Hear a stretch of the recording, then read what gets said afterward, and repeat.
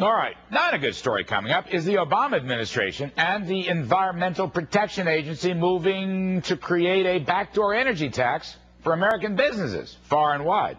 With us now is Oklahoma Republican Senator James Inhofe, who is the ranking member on the Environment Committee. I think, Senator, you do regulate or authorize the EPA. Is that true? Oh, that's true. All right, that's what I thought. Now, I'm reading and listening to the EPA administrator, the New York Times, the Wall Street Journal. We're going to regulate the carbon emissions of what? 14,000. Let me get this right. 14,000 coal-burning plants, refineries, industrial complexes.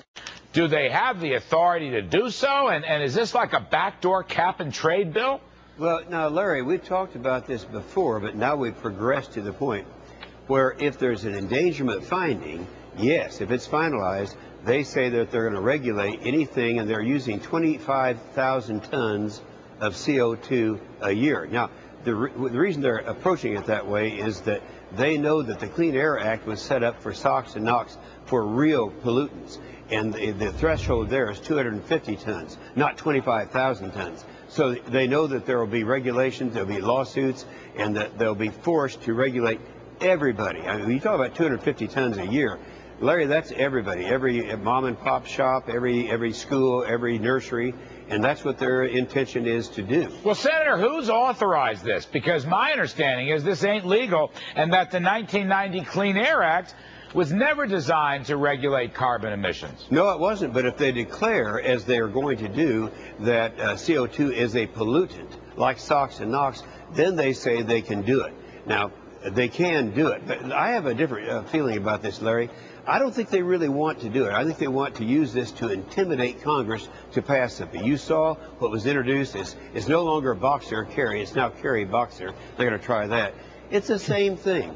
If you go back, as we've talked before, all the way back to Kyoto or to McCain-Lieberman or Warner-Lieberman or the Sanders bill, it's still going to cost the American people somewhere between $300 and $400 billion a year.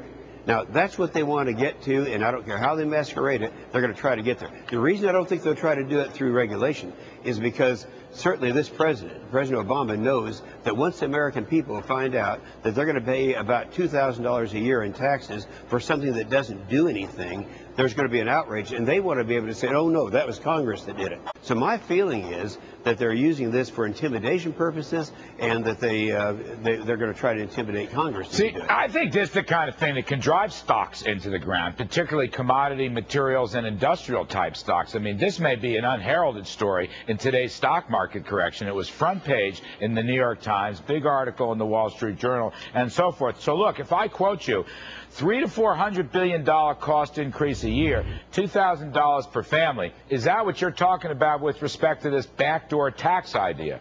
Yeah, if you remember when the Markey-Waxman bill passed, they tried to say that would only be a postage stamp a day, and they were suppressing information they had from the U.S. Treasury Department that said, no, it's going to cost $1,761 per family per year. Now, that's a conservative figure, but nonetheless, every analysis we've seen, MIT, the Wharton School, the Charles Rivers Associates, it's always between $300 and $400 billion a year. But the thing about it is, Larry, it's something that's happened since our last conversation. If you'll remember, we had the new administrator of the EPA before our committee, and I asked her, said, if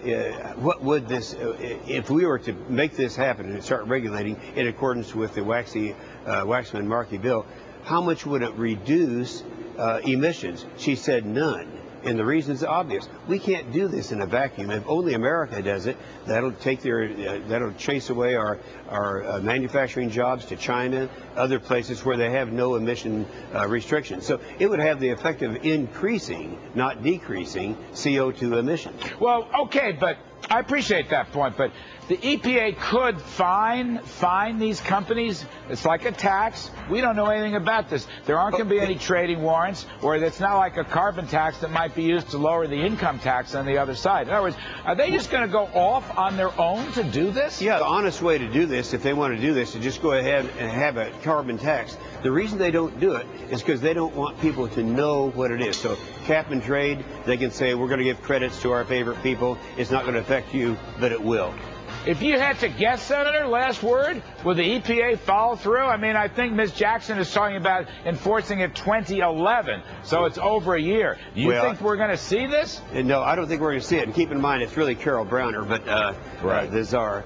I don't think we're going to see it because they don't want to be responsible to have to tell the American people this is a big tax increase. They want Congress to do it, and that's the strategy, in my opinion. All right, Senator Inhofe, you're very kind to come up with that update because I think this is a pretty scary story for the American economy and other things. Thank you very much, sir. You bet.